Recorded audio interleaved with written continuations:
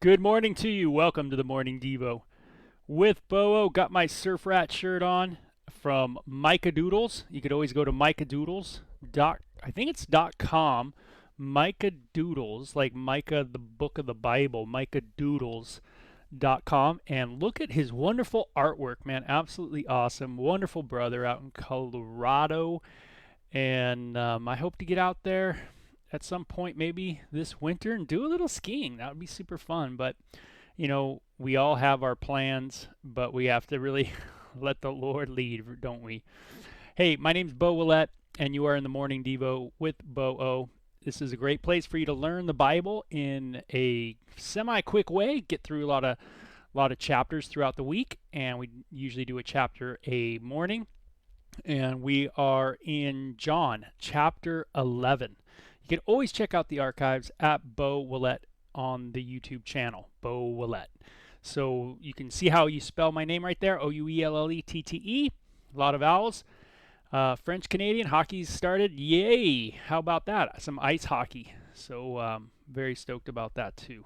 And anyway, it's good morning to you guys on the line, and excited to have you here. And let's get into it.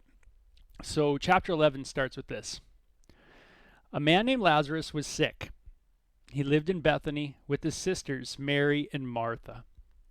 This is the Mary who later poured the expensive perfume on the Lord's feet and wiped them with her hair. Her brother Lazarus was sick. So the two sisters sent a message to Jesus telling him, "Lord, your dear friend is very sick." First thing I get out of this morning Devo is take our needs to Jesus. Who do I go to when I have a need?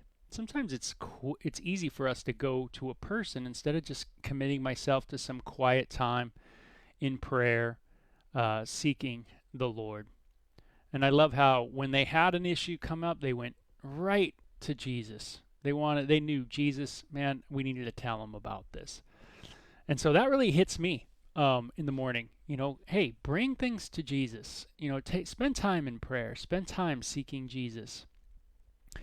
It says in chapter 4, or verse 4, but when Jesus heard about it, he heard that Lazarus was sick. He says, Lazarus' sickness will not end in death. So Jesus gets a letter, a telegram, a text saying, hey, Lazarus is very, very sick. And Jesus' response was that its end is not in death. No, it happened for the glory of God, so that the Son of God, so Jesus' titles for himself, Son of Man, Son of God, will receive glory from this. So it's about Jesus sees something that he's going to receive glory from this illness that takes place, this circumstance, if you will, that's going on. And so although Jesus loved Martha, Mary, and Lazarus, he stayed there for the next 2 days. Finally, he said to his disciples, let's go back to Judea. Now, this is another thing I think of this morning, and that is sometimes the Lord's going to do things in my life that aren't going to seem really right to me. And this certainly didn't probably seem right to Martha and Mary. Here they send the text over to Jesus, hey, Lazarus is really sick. Get over here. You can help. And what does Jesus do? Jesus says, I'm going to spend a couple more days here. And then he'll get back to Judea. Wild. And isn't it interesting in our lives how God always has his plans and his ways and his purposes, and it's not always ours. I want to say good morning to my mom too, and she's probably already walked 10 miles knowing my mama, but I hope she's doing great. But isn't that like God? God, you don't know exactly what God's doing, but you just trust him. You dedicate that he's got your best interest in mind, and he's got a plan. And notice the plan is to glorify him. And I want you to think about that too. Am I okay with God glorifying himself? That God gets the glory?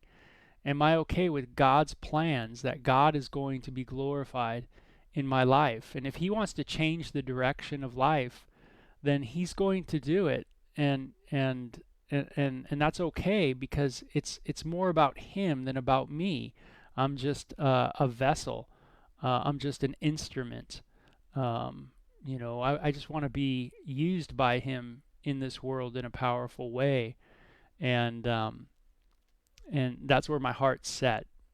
So I hope you see that it's for the glory of God that this sickness it says has happened. He will basically, God's going to receive glory through through this circumstance, and that's something we might have a hard time seeing at the time. And so we really see that here there's a real need to exercise faith already in this chapter, right? What does it mean to trust Jesus? Well, the religious leaders wanted this logical kind of thing going on with Jesus. They wanted all these ducks to be in a row, and that's not always how it works. Um, you know, Things didn't happen the way they thought it was going to happen, and and they were kind of all tweaked mentally because of that. They didn't want to lose their positions. They didn't want to get out of their normal routine. And here you see really what trusting Jesus is like. It can be very unpredictable, meaning your life is unpredictable. You don't know what Jesus is going to do. You don't know how God's going to answer the prayer, but you're holding fast to him. So you really see a contrasted chapter right here from the chapters that we've read. Now we have people that are reaching out to Jesus, and yeah, they're struggling with the way he's going about answering this letter, but we're going to see how it plays out. But his disciples objected. Rabbi, they said, only a few days ago the people in Judea were trying to stone you. They were trying to kill you. Are you going to go there again? So the disciples use their logic. Their logical skills says, hey, man, the whole thing is about not dying. I mean, don't go back there. They're going to kill you. But Jesus is not about the physical. He's always focused on the spiritual. So Jesus replies, there are 12 hours of daylight every day. During the day, people can walk safely. They can see because they have the light of this world. But at night, there is danger of stumbling because no one has light. Then he said, our friend Lazarus has fallen asleep, but now I will go and wake him up. So Jesus says, yo, it's time to go. The light's here. It's daytime. Nothing's going to happen. Let's go. So the disciples said, Lord, if he is sleeping, he will soon get better. And so the disciples kind of respond with this really okay, Jesus, if you say so, let's go do it. Kind of reluctant confidence. If there's such a thing as reluctant confidence. Have you ever had that before too, where you've had a reluctant confidence? Sure, God, sure, we're going to go and do that. Yep, okay. And they thought Jesus meant Lazarus was simply sleeping, but Jesus meant Lazarus had died. Hey, good morning, Kurt. It's good seeing you, or having you in the house of Devo. And so Jesus meant Lazarus died. So Jesus had insight that Lazarus had died, and so he told them plainly, Lazarus is dead. And for your sakes, I'm glad I wasn't there. For now you will really believe. Come, let's go see him.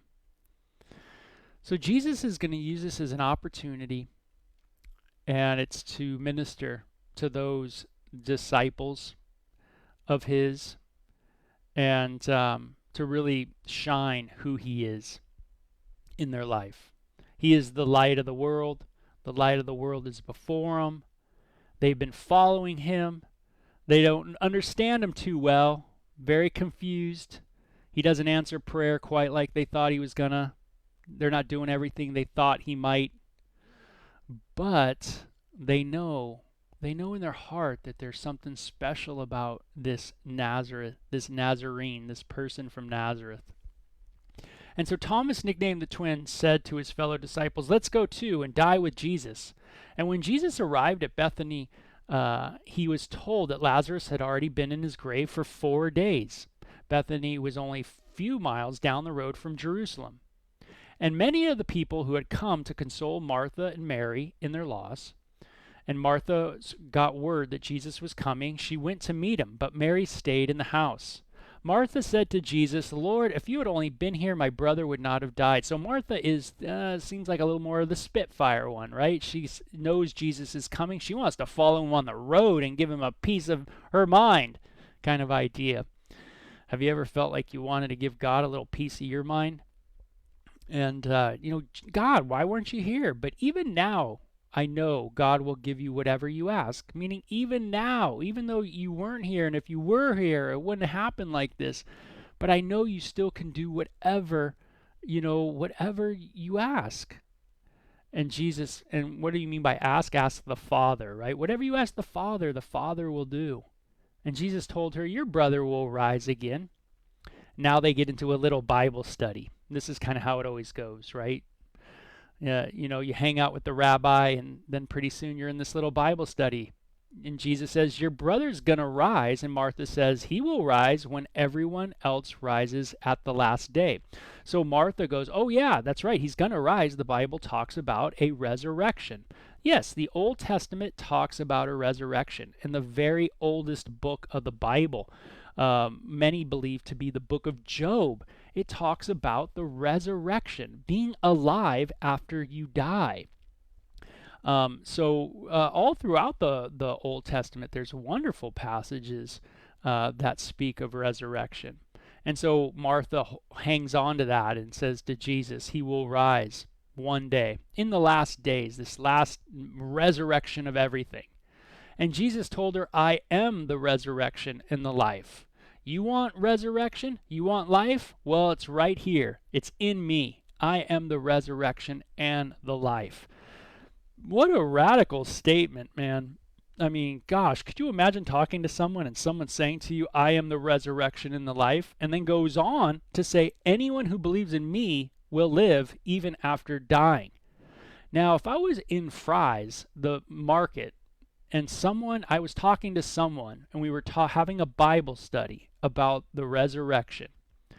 Hey, what do you think of the end of the book of Daniel where it says some will be raised to everlasting life and some will be raised to everlasting punishment? What do you think about that? And the person said, well, let me tell you, Bo, I am the resurrection and the life. Anyone who believes in me will never die. I'd be like, whoa, man, what aisle are we in? We might be in the tipsy aisle, because, man, that sounds weird. So Jesus says something that is super radical, right up there with I am the creator, right there that I am the giver of life. I am the one who has the power to raise the dead, right? I mean, that's how radical the conversation's going. Now, I used to hang out at Venice Beach, and Venice Beach, before it had a ton of homeless people just living there, where now you can't kind of go, I heard, anymore. But back in the day, in the 80s and in the 90s, man, you could go to Venice Beach, and they had all kinds of interesting cats there claiming to be the resurrection and the life. Venice Beach was just filled with a bunch of interesting peeps, man. I mean, really interesting. Now, if they said I'm the resurrection and the life, he who believes in me will never die, I'd probably be like, well, hey, it's just Weirdo Joe, it's just, it's that kind of thing, who's, just kind of bumming out. But, this is not the situation. This is a serious situation. This is a funeral. Could you imagine being at a memorial and someone standing up and saying, hey, I am the resurrection and the life? That kind of somber scene, serious scene, and then all of a sudden Jesus says this. I mean, this is really impactful. And now everyone who lives in me lives in me and believes in me will never die, Jesus says. Do you believe this, Martha? And this is what Jesus asks us too. Do you believe this? Marcia says, Jesus the radical. I love it. Yeah, absolutely. Tamara laughs out loud, maybe over the aisle thing in the grocery store. But it says, yes, Lord, she told him, I always believed you are the Messiah. So she says, yes, Lord, I do believe. Um, I have always believed that you are the Messiah, the Son of God, the one who has come into the world from God. Then she returned to Mary. She called Mary aside from the mourners and told her, the teacher is here and wants to see you. So Mary immediately went to him. Jesus had stayed outside the village at a place where Martha met him. When the people who were at the house consoling Mary saw her leave so hastily, they assumed she was going to Lazarus' grave to weep. So they followed her there, and when Mary arrived and saw Jesus, she fell at his feet and said, Lord, if only you would be here, my brother would have died. Notice that there's a little caveat that John gives us about Mary. Now, when Mary goes sees Jesus, what does she do? She falls at his feet. Falls at his feet.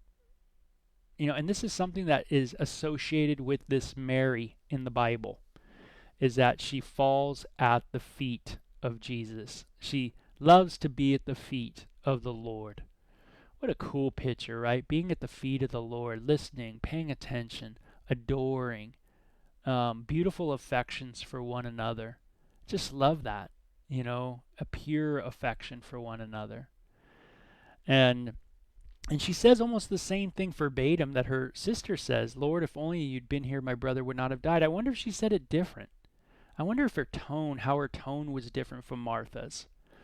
Sometimes we could say the same thing, two different people, but the way we are, our temperance, the way we are, our balance, you know, the balance of our kind of persona, the way we go about things, it can come off different. I just wonder. But anyway, when Jesus saw her weeping and saw the other people wailing with her, a deep anger welled up within him, and he was deeply troubled. Where have you put him? He asked them. Ooh, wow. Yeah, Tamara says tone. That's right. Now, I got to say that I love this section. Lord, come and see. And it says Jesus wept in verse 35. Super powerful. But notice Jesus was, when he saw everybody wailing, he had this anger in him. The emotion of Jesus over everybody crying over what death has brought. Very powerful, right? Some people complain, where's God when people die, you know, and what, you know, things like this. Here Jesus is there when his friend's dying or had died, and his friends are coming to him, and he sees all this weeping and mourning. And this deep anger wells up within him, and he is deeply troubled. He sees what death has brought. And he sees just the mourning of it, the destruction of it. And then here we go. They told him, Lord, come and see. And Jesus weeps with them. And there's no doubt Jesus wept, but he wept for, you know, the situation that we're in.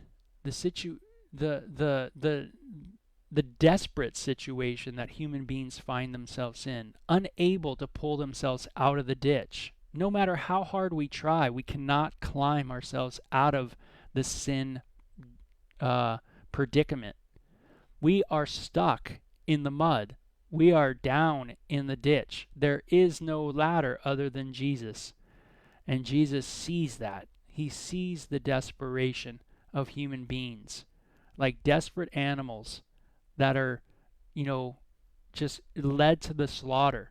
We cannot get out of ourselves. We are stuck in this prideful arrogance, lustful, jealous, envious, contention, self-pity. I mean, it just goes on, and Jesus sees it all, and he knows he's the only way. You know, if there's any other way, let this cup pass from me, Jesus said, the way to the cross, but there was no other way. The people who were standing nearby see how much he loved him. Isn't that cool? They see the love of Jesus. Man, isn't that great? Do you see the love of Jesus for you? But some said this man healed a blind man. Couldn't he have kept Lazarus from dying? So you still see animosity towards Jesus as well. Those that were listening to the ruling power of the day, you know, doubted. and still wondered about this Jesus. Jesus was still angry as he arrived to the tomb, a cave which was with a stone rolled across its entrance. He says, "Roll the stone aside," Jesus told them, but Martha, the dead man's sister, protested, "Lord, he has been dead for 4 days. The smell is terrible." And Jesus responded, "Didn't I tell you that you would see God's glory if you believe?" Sometimes we just got to do what God says, man. God says go for it, and we have to go for it. You read the word, God speaks to your heart. Man, God's going to get glory when we just take that step out in faith to move the rock. And so they rolled the stone aside, and Jesus looked up to heaven and said, "Father, thank you for hearing me.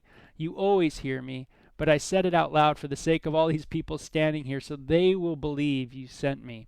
Jesus does things to accommodate us, and I love that. Jesus does things to accommodate me, so that I may hear, so that I may know. Isn't that a cool heart of God? Do I do things to help people, to accommodate people, so that they can know, so that they can grow? Do I have that kind of heart to accommodate as Jesus does? I know you. I know you listen to me, but these people don't. These people are unsure. These people are confused by their leadership. So I pray that out loud so that they may hear, that they may know that you sent me. And Jesus shouted, "Lazarus, come out." And I wonder how that shout was too. That's interesting. I wonder if when Jesus comes during the rapture, the sound of the trumpet, the calling out, if Jesus is going to call us out by name like this, if he's going to call us by name, does he know? He knows our name.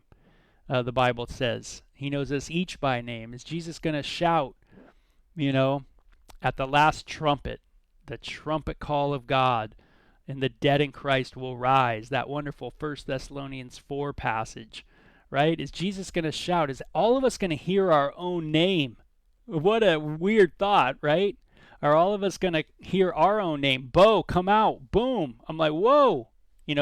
Anyway, it's a really interesting thought. "And the dead man came out, his hands and feet bound in grave clothes." Wow, like a mummy. That's what it reminds me of. The old Abbott and Costello and meets the mummy. And it says, wrapped in his headcloth. Jesus told them, "Unwrap him and let him go." Many of the people who were with Mary believed in Jesus when they saw this happen. But some went to the Pharisees and told them what Jesus had done. So this is how it works. Some people can see a miracle and their hearts are soft and they're ready to believe. Some people look at a miracle and their hearts get hard. Isn't that amazing? So it's not the miracle per se that is going to be the motivator, the mover of whether a person is going to trust or not, or believe or not. It is the person's heart. Yeah, the miracle can just either move someone to further belief, or it can just move someone to a further hardened heart, right? When you look at the Bible and you look at a person like Pharaoh of Egypt, it certainly just solidified a hardened heart. Yeah, in the last days in the book of Revelation, all the miracles that take place not only soften people, but it also hardens people's heart. That's right. And so, yeah. So, and then it says, but some went to the Pharisees and told them what Jesus had done, because the Pharisees definitely didn't like Jesus, and the leading priests and Pharisees called the high council together. Ooh, the hegemony gets together. "What are we going to do?" they ask each other. "This man certainly performs many miraculous signs. If we allow him to go on like this, soon everyone will believe in him. Then the Roman army will come and destroy both our temple and our nation." Caiaphas, who was the high priest at the time, said, "You don't know what you're talking about. You don't realize that it's better for you that one man should die for the people than the whole nation be destroyed." He did not say this on his own as high priest at the time. He was led to prophesy that Jesus would die for the entire nation. Not only that nation, but to bring together and unite all the children of God scattered around the world. So from that time on, the Jewish leaders began to plot Jesus' death. As a result, Jesus stopped his public ministry among the people and left Jerusalem. He went to a place near the wilderness in the village of Ephraim and stayed there with his disciples. And so, and they are going to prepare for, it says, the Jewish Passover. And that's what is happening. So I want you to see, though, that there's a lot of fear, there's a lot of insecurity, there's a lot of pride that is in this section, this latter section with the leaders, right? The hegemonic powers that want to stay in power. And so what do? They say, man, we can't allow this to happen. I mean, man, what's going to happen is there's going to be an uprising. Rome's going to come against us. We're going to lose our power. We can't lose our power. You know, we have a fear of Rome. You see how fear works? Again, you know, they're fearing Rome coming against them because Rome was they were their power. They were the power structure that was above the Pharisees, and they were really the one pulling the strings, and they didn't want the Romans to really be upset that the people were following a king called Jesus, and they didn't want this to get out to the Romans, and have this quote Messiah walking around. So this was gonna cause their power to be diminished and threatened, and so a lot of fear in this, and that's really what is the big shining preventer of faith, is fear in this section, right?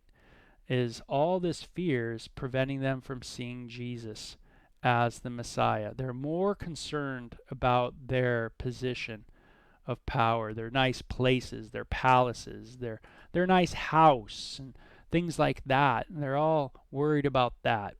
And hegemony just means ruling power, the ruling structure of the day, the way, you know, the setup of the ruling powers. So that's kind of what it is. It's a popular word today because it's used a lot in academia. So that's why I'm using it quite a bit. But I'm more familiar with it maybe than most, but just because of my background.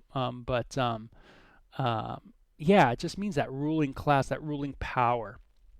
And that's really the structure that was coming against Jesus. And I wanted you guys to always see that, is that there's these power structures that are always in play and in flux.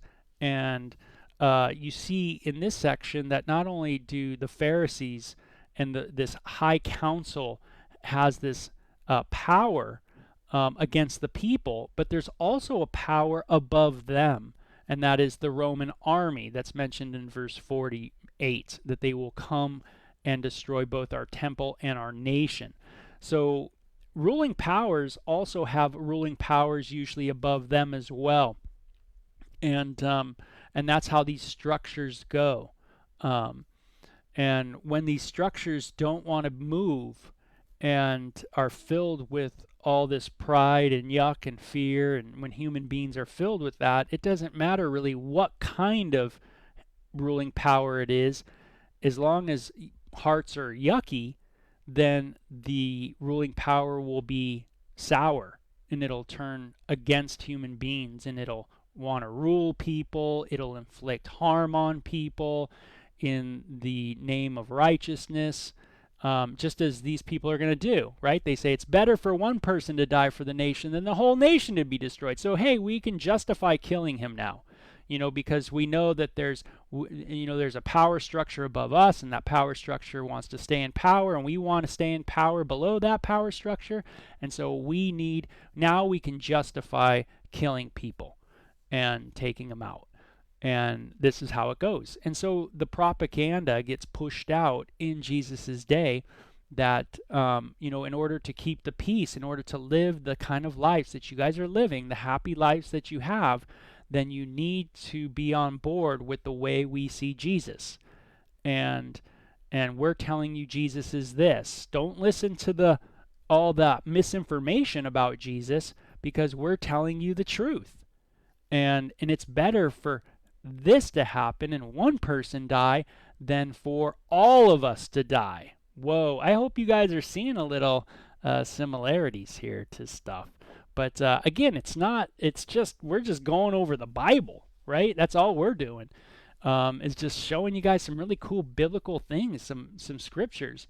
Yeah, so there's that power structure is wanting to influence people to side against the minority, and so that this minority doesn't become a majority.